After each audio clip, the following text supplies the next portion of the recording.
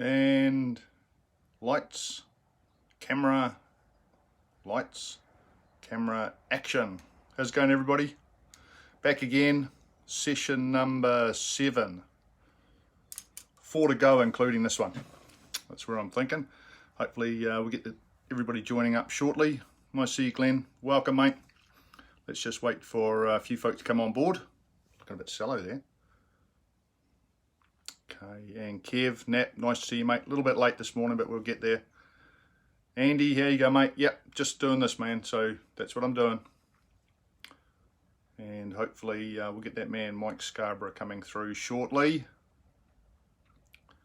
So today's, guys, going to be all about textures. Going to go a bit deeper on textures and working on a specific project, which I'm going to share some details with you. Also invested in a new stand and a new location. Just waiting for a couple more to come through.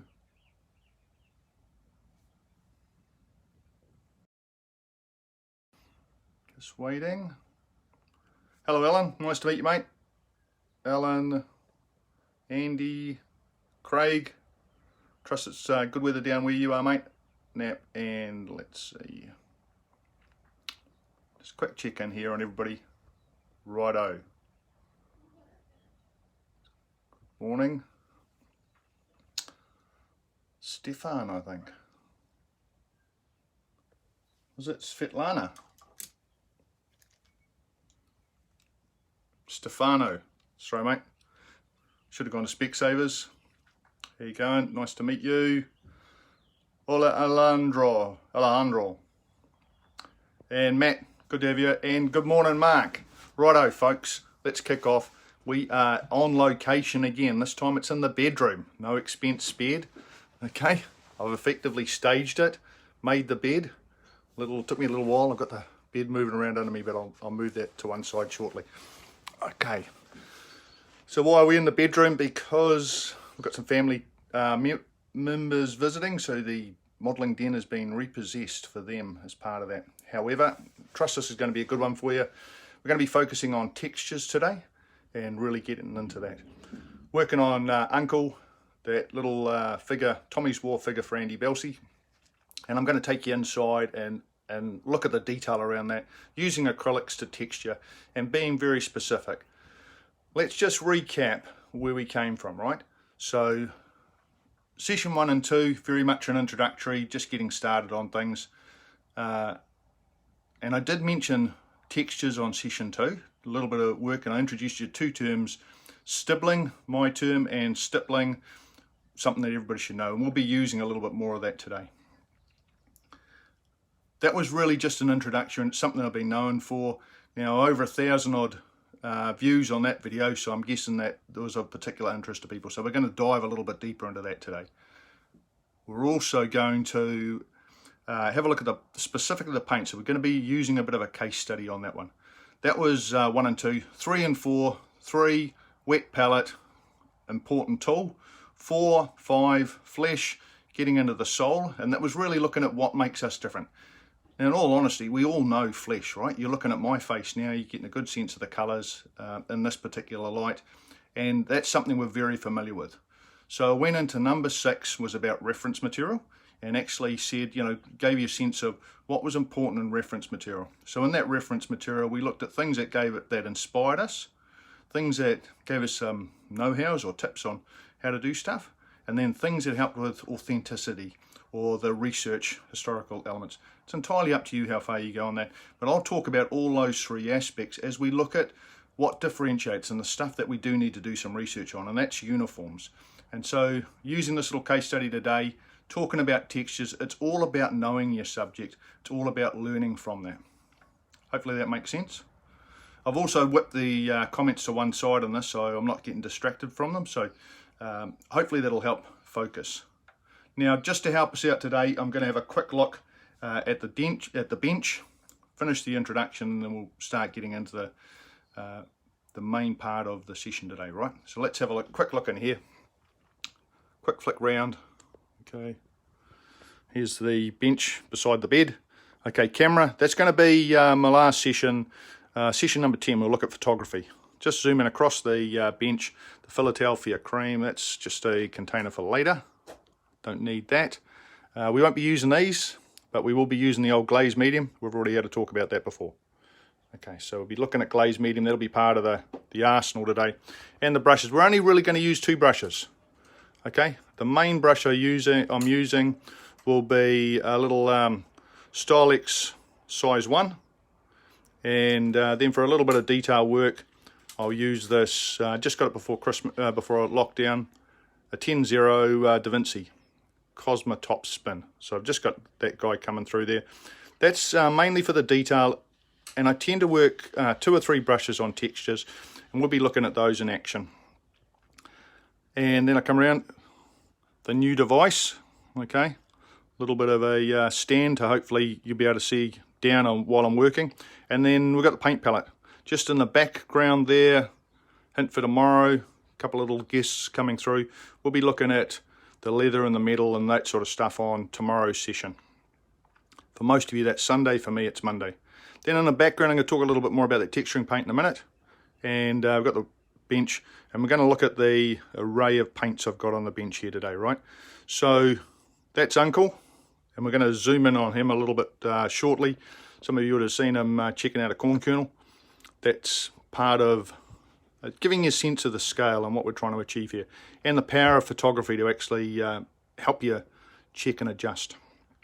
So main use today will be using AK Interactive's World War 1 British uniforms. I love those. However, I'm looking forward to using some of the life colour soon. I'm only using 2 shades in that, right? So I'm only going to be using the uniform base, and I'm going to be using the shade, the shadow, they call it, with a little bit of glaze medium to mix it. And mixing in with that will be a little bit of warm white, and that's I'm using that for chalky colour. That's Joe Sonia warm white. I love that colour, I use it a lot. It's very good for, I want to show dirt, I want to show the chalky effect around the Somme sort of area in terms of that. Hopefully that fits with Andy's plans as well. So what I've decided, because he's an officer, I've decided to try and make his coat a little bit bright, a little bit sappy green. It's not really bright, but sap green is the green hue, which I'll use as the mix with the base and the shadow instead of the one that's provided there. And together with the sap green, which I don't use by itself, what I do is mix it with a little bit of Naples yellow, or I mix it with the uniform base. I'll be using that to highlight. And in terms of shadows, apart from the shadow base we've got there, I'm also using a little bit of Payne's Grey, and I've got Carbon Black from Joe Sonia. Now I'm using that for the outlining under the folds, in seams, and under the collar and that sort of stuff. We'll see a little bit more of that later on. Okay, so that's the paint palette made up of AK Interactive, World War 1, and looking at those guys in terms of the Joe Sonia, right? And there's that wet palette in the middle in all its glory. We'll whip that open and have a look at that in a minute. Okay, hopefully that's useful. We're going to zoom in on Uncle and study him a little bit shortly. What I want to do is just clear the bench and get ready for studying Uncle a little bit more deeply. So let me just pull back here, and I will do a quick acknowledgement of those that have joined the call in a second. So I'm just getting rid of the paints, popping on the bed. Right, yes, it is the bed. Actually no, I'll pop them beside the script that I've got here. Won't be adding any paints because they're already on the palette, and that's part of the joy of it. Righto, so let's do a quick check-in, see who's around, see who's called by today. Righto, so yeah, you made it, Mike. That's good to see you, mate. Yes, inappropriate comment, mate. You're trying to distract me here. Okay, let's keep on topic. Okay, you and your Space Force saving the planet. Okay, we should be right. Mike, yep, cool, and Michael and Craig, good to see you, man. Really neat. Craig, hopefully this is useful for you too, mate. Given that we're both working on Tommies at the moment, might just give you a little bit of a feel for the sort of approach that I take to doing the textures. Trust that's useful, guys. Got a bit of light. What I want to do now is I do want to just take a few minutes just to zoom in on Uncle, and let's have a look at a little bit of detail. Now, I appreciate you're not going to see all of the detail. I would love to share a photo with you. I'm just trying to quick look down the bottom, see what my ads. Okay, no, we've got a few there coming through, that's all right. Just having a quick look, don't need to worry about that. It's really useful. Just a quick look in there.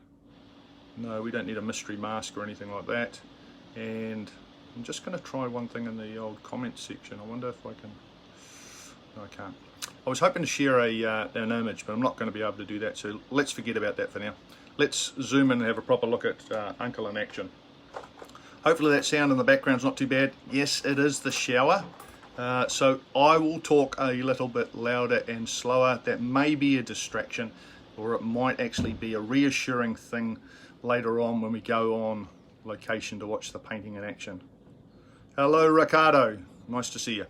Righto team, I'm going to flip the comments out of my way so I can actually zoom in and talk a little bit about Uncle and how we're going on this, right? So I'm bringing him into focus. Flip around, and just before Uncle, you see he's stuck against this Deco 3D. I did want to mention this because we're talking specifically about textures. I wanted to mention this. I'm not too sure how many of you have seen it. It's actually made in France, Lafranc and Bourgeois. Been around for a while. Lots of explanation. But this is a little treat. I just wanted to share that one. If you haven't got it in your painting dish, it might be one that you use. I chose that colour specifically. It's a nice sandbaggy type colour. It's a light tan. And what I've used that for in the past is I've used that for texturing. It's really thick, it's called texture, and what I've found it powerful for doing is for actually building up texture, and I want to talk a little bit more about that today. Using acrylics to actually build texture, because the paint can actually have a bit of body to it and thickness, you can actually build it up, and we'll talk a little bit about where that came from. It's certainly a common thing that you can use with oil paints, and you can still do it with acrylics as well. So in this case, what I do is I build up tiny ribs of this using just a size 1 or a 00 brush, and I use that to rib woolen garments. Probably my favourite one of those was a little pilot. You might remember I did a couple of World War I pilots, and one of them had a little balaclava on, or I had a high woolen scarf around his neck, and I actually used it on that. So I just wanted to share that one. It's a very thick paint, and what I've found is you can actually work that for a couple of about 30 to 40 minutes. It's still useful to really build up a ribbing and texture. Just got that from an art supply shop in here. It's called Warehouse Stationery, but you should be able to find it in Europe, and I'd imagine it'll be available in Australia and the US as well. So try that. Comes in different colours. I chose the sandbag one. If you want to put woolen effects on clothes, or you want to build up a little bit of texture, by all means use that. And I have tried it with mud and the like. It's okay, but I prefer it certainly for wool, which is, we're going to talk a little bit more about that.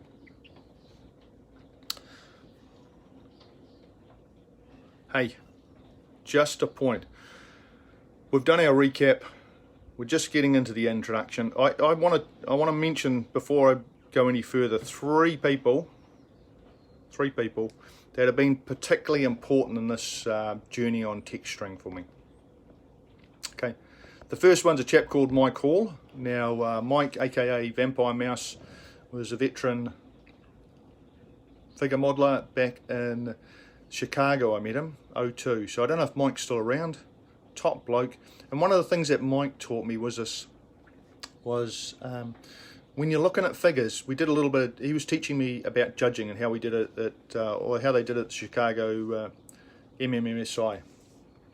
And one of the things that Mike pointed out was always looking for the X Factor. This is in the days before X Factor, the TV program, started.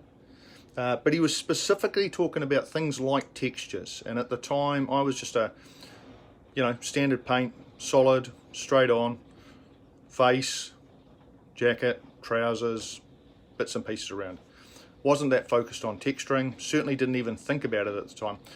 And Mike was instrumental in that, planting that seed to think about what takes your figures to another place, what helps them stand out, what differentiates them from others that are just doing that, two-dimensional painting in a three-dimensional world.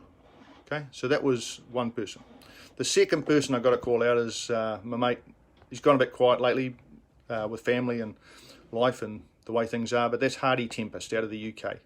Now Hardy, for those that don't know Hardy pioneered and certainly led the way in terms of using oil paint to provide texturing. And I was really stoked to have Hardy actually sharing that on a forum that I still pay for. I don't use it that much, and I'd certainly recommend if you wanted to see a little bit of Hardy's work, you'd see it on there on the MedRom Forum. MedRom Forum, which I took over with Doc Mike Thomas, a renowned Roman expert, back in the early zeros, in the early noughties.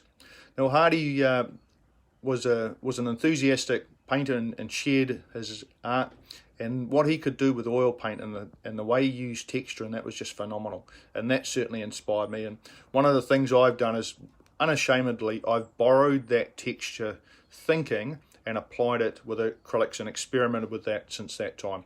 So the Dacre 3D acrylic paint that I showed you is one of the things I've used to get that thick, rich effect for fur and hair, like Hardy used to do with oils. Having said that, I'll still use oils, particularly for whites and for thick, wavy fur, if it's necessary. However, I've managed to get, with normal acrylics, actually little fur tassels and strands of hair coming out. So thanks Hardy, mate. Still thinking of you, still remembering your art back then, and looking forward to when you're back in the thick of things, mate. And always look forward to sharing and seeing your new projects. And the third person I want to thank is a guy called Gary Gates. So Gary was the third part of the MedRom Forum leadership group, and in that space Gary brought a passion for fibre clothing, and particularly dyeing fabrics with ancient and medieval dyes. And what was really cool is Gary taught me about the importance of understanding the materials that you're working with, right? Understanding those materials and how they vary and differ since time immemorial based upon the natural material that you're using for the dye stock. And I think that's important for us to remember, because when we're talking about that today, when we're talking about World War I, we're talking about the way things were set up. Most of the dyes that would have been used in those times would have been natural dyes. So there's an enormous amount of variation. So look, I don't think you should get hung up on British uniform colours, field grey, etc., particularly around that World War I area. There's a representative look that you're looking for, and that's what we're going to study on Uncle soon. Okay, hopefully that makes a bit of sense. So I want to call out those three mates. My call for that seed around creating something special, Hardy for his pioneering approach to texturing, and Gary Gates, my mate at MedRom Forum, who actually helped with that understanding of fibre, fabric and dyeing. Righto. We're going to get into textures. I thought it was really useful just to start off with a bit of a deep study on the uncle here. Before that, I just want to, let's have a quick check and see if there's any questions. No. Hi Spence, how you go, mate? Good to see you. Watched your latest vid and looking at the old car detail. Man, get that story about the fluoro tubes detailing. Totally understand where you're coming from on that one. And Jim, how you going, man? Good to see you. Bit of an early start. And Christos, awesome to see you, mate. Very inspirational in terms of what we're doing and in terms of where we take the hobby. Look forward to seeing more of your projects coming up soon. Righto team, I'm going to hide the comments. We're going to go back to talking about textures and looking at textures. We're going to study until. Just before that, I want to again use the rule of three, right? Rule of three today. I'm going to talk about textures on three levels. The first one is around the texture. And when I'm talking about texture, I'm talking about a difference between heavy and light. We're going to talk about depth, and for that I'm talking about both the light effect, but I'm also talking about research in terms of understanding it. So texture, depth, and the last one's scale. And I think that's an important part of what we'll talk about. So for scale, what I'm referring to is whether we simulate or replicate. And we'll talk a little bit more about that when it comes to that topic. Trust it's useful. Three topics. We're looking at textures. We're thinking about the type of texture you're representing, the depth of knowledge, research that you need to do on it, and the scale that you're actually working on. Righto, let's have a quick look at Uncle. We're going to flick around. There he is. standing there against that Decor 3D. I'm just going to pop them up here. Let's get ourselves zoomed in, give them a little light background so we can see them a bit better. And I have tested that, so let me move the stage around a bit. Now you'll see some detailed photos of him coming through later on, but what I wanted to talk about, I'm just going to grab my brush here. There's one bit of shadow on that. Let me just turn him around. So, right.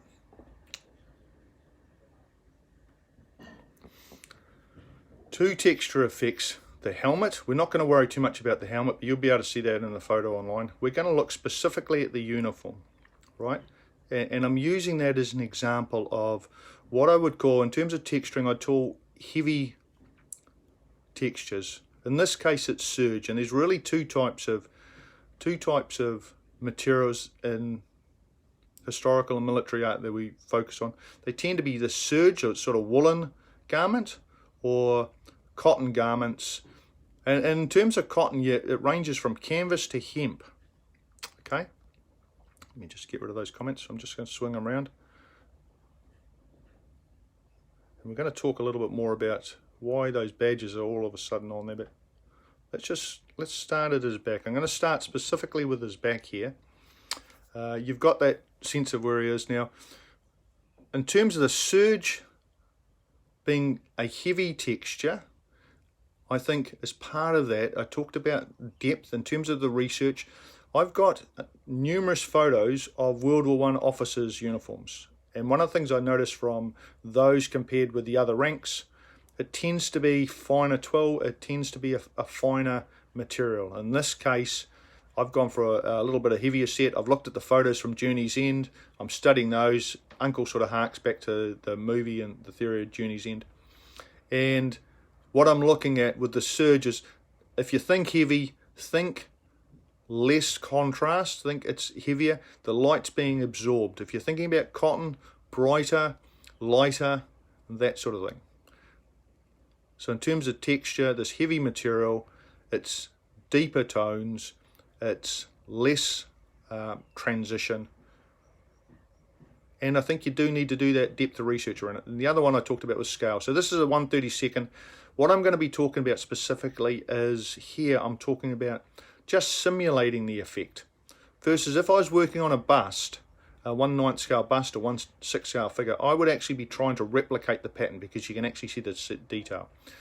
So in this case, what we're seeing is we're seeing a few little shadows and dots. We're seeing a little bit of forced shadow, so that's coming from the light. Let me just turn that around. Get that a bit more, you can see that coming through. So some of this I've painted in, and some of it's coming from the shadow over the top here. And I am deliberately making sure that there is a darker tone in the bottom here. We'll have a look at that a little bit later on as well. So if we're looking at this, key thing here, what I've actually done is, because it takes me a long time to work on this stippling and stibbling effect, what I've started with is, I started with his collar, I laid that in, that's why you can see it on the front. Then I've done this little section in here, this section over here, this section here and down here. So what I've done is I've used his equipment, and I've used these for different painting sessions and paneling coming through. Now if you look down the bottom here, this ribbing, so I've artificially put in a little hemline. I think that's one of the tricks when you're painting. Bring in things like hems, bring in things like seams that may or may not be in the sculpture, just to give that authenticity, because we're used to seeing that in clothing. That comes from your research. So I've studied some photos to make sure that that seam's about the right thickness and where it goes down the side, behind the pockets, etc. And if I haven't got that detail, I'll certainly speculate on it. However, I'm always looking for where the seams are.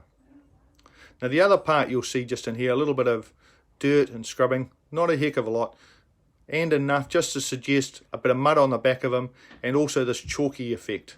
So you'll see that in the photos. It's not too glaring, and it's intended to be there. So there's actually a little bit of roughness in what's going on there. Any questions? Just while I'm working through there, feel free to pop some questions in if you just want to get a sense of where actually I'm at of that. I'm just turning them around here, right? In fact, I just wanted to mention there's actually The areas I worked in, 1, 2, 3, 4, 5, 6. So there's 6 different panels on the back there. You can see there's another 8, 9 coming through. Now this little badge here, there's a little red badge. There's actually a thick block bit of paint underneath, and there's a little set of wound badges there. I've used black as the base. That is actually my base for this effect. And I'm actually just building up thick acrylic paint to actually raise the detail for those little badges. That's just acrylic paint, and I will work around that. Now that's not the final version, that's just simply some thick red that I've built into there, and I've built in some Payne's grey underneath for a little unit badge and for his service stripes down the side there. Or could they be the wound ones? I'll have to check on that. Pretty sure they're 3 service stripes. Let's focus a little bit more on the front. This is where I worked on yesterday. I probably spent maybe a couple of hours working through this here. But this is his pocket. You can see that dusty, dirty, chalky effect, and I'm deliberately looking for it. And I've used a couple of tones there. If you look at, you can see some of these are lines, and they are done in a stibbling effect. So stibbling is when I use the side of the brush like this, actually dabbing it in like that, and getting effect. And sometimes that will flay and cause effects, and other times it will just have a liney effect. Right. The other part that I'll do is I will do stippling, and you can see my little brush just working in there, and all I'm doing is laying down that. So those are 2 key parts of what I do when I'm painting this texture. And because it's a heavier texture, I'm actually having more effect in there. If it was a lighter texture, I would tend to have it flatter, and there wouldn't be so much detail around the actual pattern. Remember, what I'm doing in this scale is I'm simulating the effect. So when I simulate this, I will simulate on his leather. We'll talk a little bit about that tomorrow, just the sheen that comes through on it. If he was wearing webbing, I would simulate, and certainly that little bag down here, I'll be simulating the little tiny ribs. On a larger scale bust, I would actually replicate, and I would stipple that effect. And if you have a look at my snow and kiwi bust on my Facebook page, you'll actually see how I've tried to replicate effects. Okay, trust that makes some sense as you're coming through, and I've talked through. Right, I'm going to come back from Uncle in a second. We're going to start doing a little bit of painting. Now there's a third method that I want to talk to in terms of helping you here, and I just want to reiterate that. So in terms of the painting, there are 3 effects that I'm actually using to get this heavy surge effect. The first one's what I call pooling, which I will actually just apply the brush, and I will just the very first amount of paint that I've got, that's got quite a bit of glazed medium in, and I'll just pull that around to get the overall colour. Now, because it's going over the black, it's actually still semi-transparent because I'm not using very thick paint.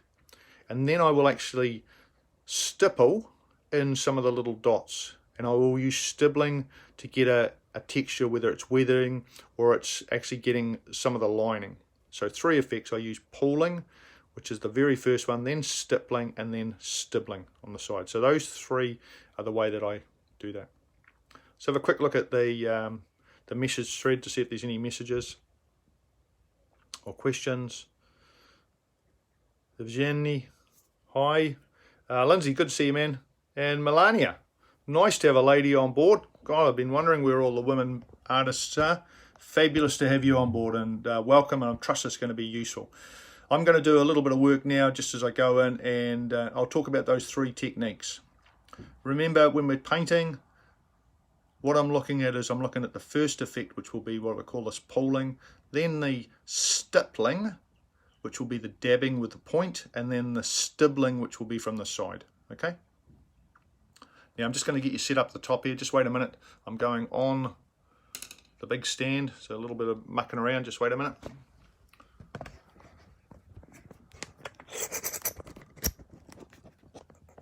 Now you can see me there. Just wait a second.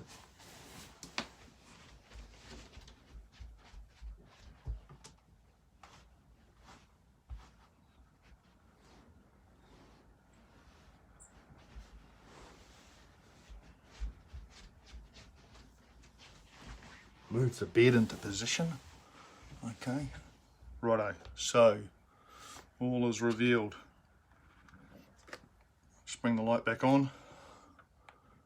Okay, so the ugliest wet pallet in the world, and yet this is the one that I had back when I started about a month ago, still going, and there are, yeah, it's a mess, there's no two ways about it, but for the benefits of that, it's still working, it's still alive, I'm keeping it refreshed. Now if I just work through again exactly what I said the parts are. Righto, what we've got, this is the AK uniform base, and in there you can see a little bit of green, there's a little bit of carbon black there just for the deepest shadows when I actually go into ridges under the collar, etc., and for some of the seam lines. Then over here what I've got is, this is just the AK British uniform base, you can see that big splodge there, and in the side is my main working area. See that part there? I've got one working area there and one working area there. This is where I'm shadowing, this is where I'm lighting. Remember, because this is a heavy material, I'm not going to be doing as much color variation. All right, so what I've got on, there's a little stab of Naples yellow there, and there's quite a bit of green in there, mixing those two, the green and the uniform base. There's the sap green there. Now one of the things I've done in the sap green, I've just killed it a little with some carbon black, just a little bit of a darker tone so it's not so bright. So there's the carbon black in the middle, and there we have the mix of the carbon black with a bit of sap green. There's the sap green on the end there. And then of course we've got my friend, we'll put some fresh glazed medium out. That's that morass in the middle there. I'm just going to dab that down. I love this, I really do like this wet palette because it has this depressed section in the middle. And I realise what that's about. That's actually the lid that I'm using. So if I was using the base, which is the lid, I've got it upside down. So I realised this the other day, that's actually a flat section there, and it's a depressed section in the bottom there. So what that gives me is a little painting area where I do my main mediums, and then on the outside I'll use this for mixing. Righto, so let's get my glasses and goggles on and we'll get into action.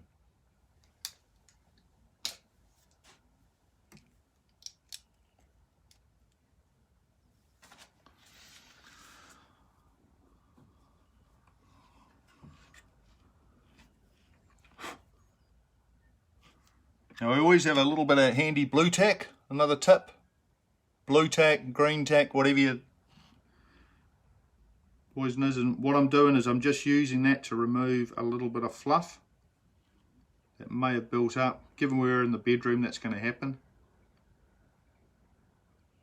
And I'm just making sure that I dab the area clean. I want as few of those little specks of dust. So the first thing I do,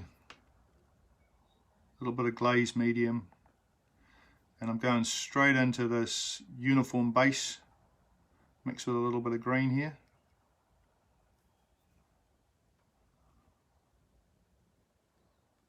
A bit darker tone, bring that through. And I do this pooling. So the pooling, what I'm doing is I'm just pooling down a little bit of, and it's a traditional sort of painting. I'm moving the paint over the surface, and I'm just pooling the colour in. Now when I talk about pooling the colour in, I'm really just changing the surface tone, and I'm still letting a bit of that black show through that I've base coated with the carbon black. And this is more traditional, a bit of scoping on. It's not getting much coverage, it's very transparent. It's doing exactly what I want it to do. Which, got a little bit extra.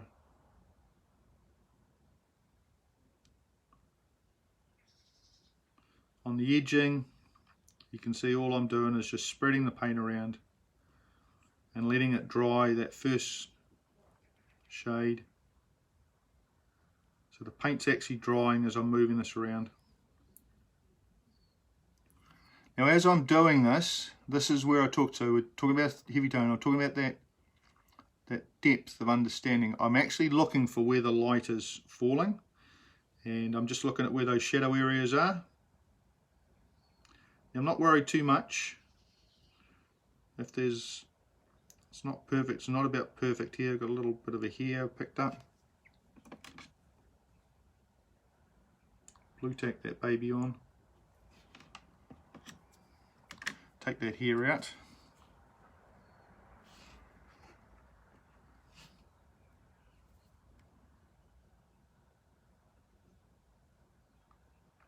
So pooling refers to the extra moisture I've got in there. So when I stipple, there will be a lot less moisture in there. So I can see tiny pools of paint. Glazing medium with a bit of paint floating in it. And all I'm doing is just providing some initial tone. And I'm tending to work on the lighter sections.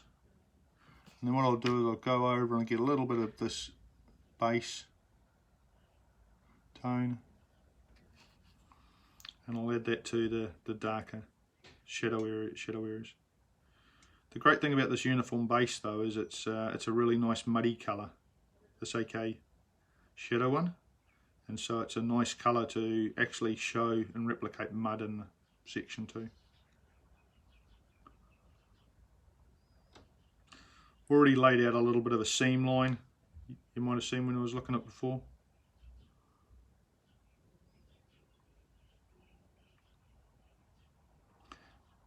And for those that are following this the video and look at the thread later on, what I'll do is I'll add some photos, just quick snaps with the iPhone, nothing flash, just to show you the detail behind that zoom that we did in for Uncle.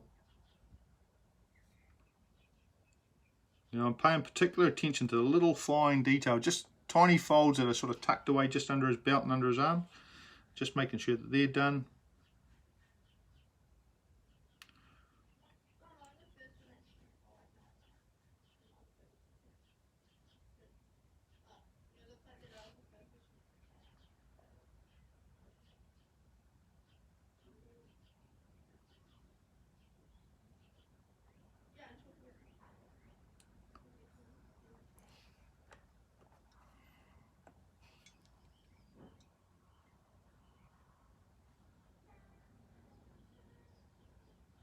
So pooling just to get that initial effect, and I'm leaving the black for the seams, right? So the base black I've left that for the seams. I've already got a bit of a texture here now in terms of the way that's sort of built up. You're not going to be able to see this because it's in too much of a shadow. Just having a quick look there. Just pull down. You can just see that change in light. That's already just a start that I've done. I've just pulled the colour on the top.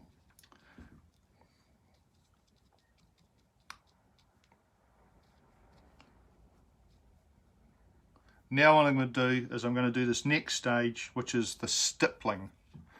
Right, so I'm going for a bit of a lighter tone, a little bit more green, a little bit of that Naples yellow in there, and that uniform base. Very thin paint, very thin. And you see I'm just warming up, so that's what I'm after, that sort of dab. I'm going to start along the seam lines, along the hem. And I'm just using the point. Remember, this is a size 1, so there's a decent dot size, I suppose, for those that understand pointillism or the like. I'm using that deliberately because I'm just trying to simulate what we see, as opposed to replicate. This, you know, to be honest, this is over scale. These dots for the actual heavy surge that we've got. Hey, little unknown fact: canvas for cotton. Canvas made out of cotton, talked about yesterday. Where do you think the word canvas came from? Okay, and I'm sure my mate Mike at the New York Art Gallery will know that it was from cannabis. Because canvas used to be, and at this time, canvas for canvas straps could well have been made from hemp. that plant that's legal in some states in the US, and we've got a referendum on it this year. So the reason I mention that is when you're painting cotton and canvas, you would show the way the material is laid out, but block it. You wouldn't have this so much effect that's actually going on. So I'm just dabbing this in, and this is this stippling effect, and I'm getting little tiny dots in appearance, and they're all irregular. There's no intention here to get your regular sized effect, and I'm just bringing it out. So what I'm actually doing is I'm thickening up. So we had the pooling below, and all I'm doing is just building up with a brighter dotted surface, and of course what will happen is the dark below it is still evident. You can still see the black coming through because it's quite thin and practically transparent. So some of this is not from a fully pointed brush. The brush is flayed out a little bit, and so some of these are almost like tiny lines. Just clean, it's starting to dry out a little bit. And back for some more of that light tone.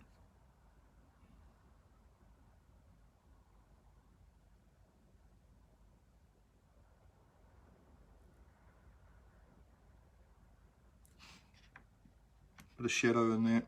I'll take a little bit of this uniform base, mix that into the shadow, just darken that. This is very much about paint control, but you don't have to be too precise in terms of where you're dabbing the various bits or stippling them on. So you just had a new term of dabbing. Dabbing's more of a loose form of stippling. I'm just working down the seam line, so I'm being a little bit precise here.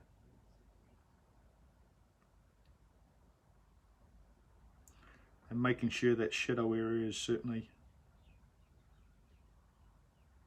more effective there. If you go back to that second video where I did the little blanket, that was a bit rougher. I'm having a little bit more finesse in terms of the way I do this one.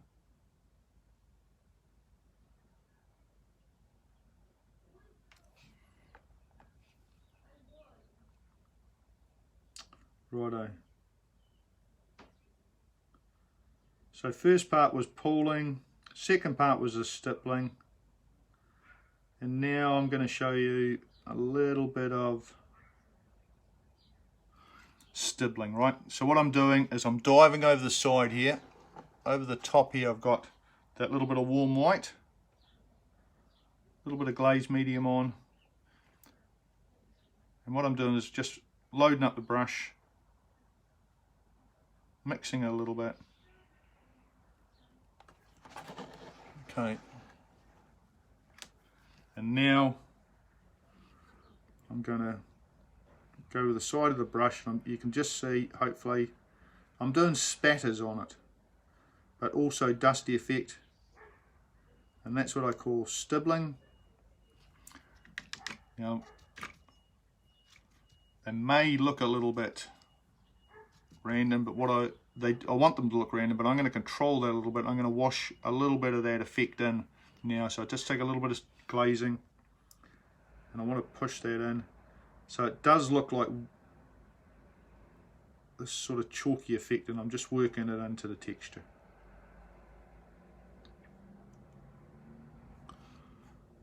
And I want it to actually replicate a correction. I want it to simulate just the effect of a bit of a water that splashed on him in the trench that has this chalk in it mixed with the mud, or he's rubbed across the side of the trench, going into his dugout. He's actually got a little bit on it. Okay, and I'm going to call time on that, folks. Righto. So in terms of the light, you'll see a little bit more light come through on here. You're not going to see the detail. I'll share the photo shortly for you to have a look at. Okay, you get a feel for how long it takes. I've got a lot more work to do on that. That was just a very short insight into that approach.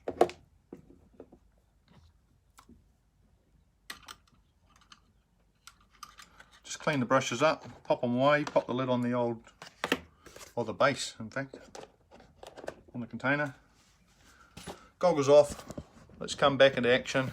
Here we are, on location in the bedroom. Here's a bit messy. Glasses out.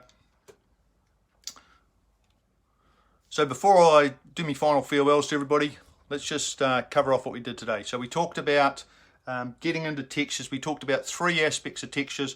One was understanding the texture, whether it's heavy, like a serge going through to a cotton, which is lighter material, or a canvas in between.